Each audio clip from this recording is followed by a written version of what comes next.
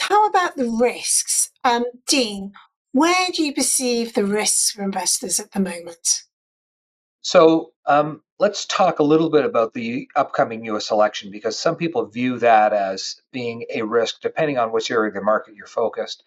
In our view, unless you get a sweep of Republicans through the White House and Congress, the Democrats through the White House and Congress, I think this is going to be a very manageable situation because at the end of the day, some of their policy measures are quite extreme and they're only going to be passed if, in fact, they actually control Congress in addition to controlling the White House.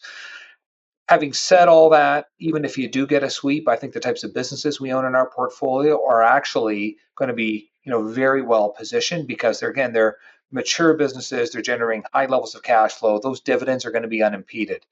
Our financial sector, for example, we haven't cut dividends in a Canadian bank since the Second World War. We managed through the global financial crisis in 2008, 2009, and then in the pandemic where you saw banks cutting and suspending dividends right across the world. So I think that's a good example of the durability of the businesses that we own. The broader risks really are this potential hard landing. Our house view is that we think central bankers are getting out in front of this slowing economy and reducing rates in order to cushion the blow, specifically on the unemployment side, because it does look like inflation's come under control. And assuming that happens, I think we avoid this hard landing. But in the event that you do get that kind of tail risk occur, then I think that becomes a larger problem for the broader markets. Thanks very much, Dean. How about you, Gary? Are you concerned about the hard landing in the US? What do you think are the biggest risks? I think, I would think about this from a sort of longer term standpoint. I think trying to predict what happens with the election, etc., is not something that we spend a lot of time on. It's not because we don't think that it's important at the margin. It's just you've got to be right about who it's going to be, and then you've got to be right about what the policies are going to be, and then you've got to be right about how the market will react to that. And we saw how that played out, almost 8 years ago with Trump. So it's just a very difficult thing to do. And so what we're trying to think about is, where might companies be over a 5 to 10 year horizon? And that time horizon sort of tends to extend beyond the average sort of political cycle. And we're looking to back companies that are resilient enough and adaptable enough to navigate and execute on the growth opportunities, regardless of who's in the White House.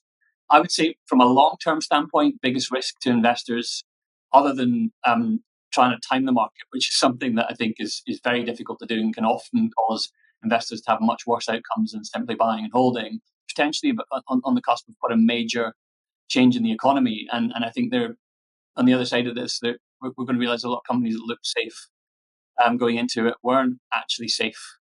As we saw with the internet, I think a similar pattern is going to play out with AI. So I think being invested in the types of companies that have the cultures and the vision to actually navigate this upcoming technology shift, I think that's the most important things investors ought to be. Right. It's really a technology revolution yet again, isn't it? Sven, where do you see the biggest risks? Well, I think if we think about risk, one that always has to be mentioned is geopolitical. There have been, over the last few years, quite a few geopolitical risks. Unfortunately, it's very difficult for us to position ourselves for that. As an asset manager, we can own companies that might not be doing business in that region, but in such a globalized world, it's almost impossible. And then also the management teams that we invest in, they can't do that much about geopolitical risk. So it's all about bringing it back to the fundamental bottom up, trying to avoid it as much as possible. But again, it's not really possible. Now, the only good thing is for small caps, 80% of their revenues are generated domestically inside of the United States. So this is something where we have a focus on. And in this environment where we have a lot of geopolitical risk going on in the world, I think this is one area that investors should maybe be looking at a bit more. The other risk are recession. But keep in mind, in every given year, there's a recession risk of around 15 to 20% in the US. So this year is no different. In no way do we expect a recession for the next 12 months. It's not the base case, but there are some worries in the market, as we've seen in the media over the last couple of years. I would put a very low probability on that. The bigger probability is inflation and Fed. We've seen how that has changed already this year, how everyone in the market has been focusing on that. And we do see inflation coming down, but in some parts of the country, it's still pretty high. So if the Fed continues with their cycle that they go through in terms of interest rates right now, we would expect this to continue if inflation falls further.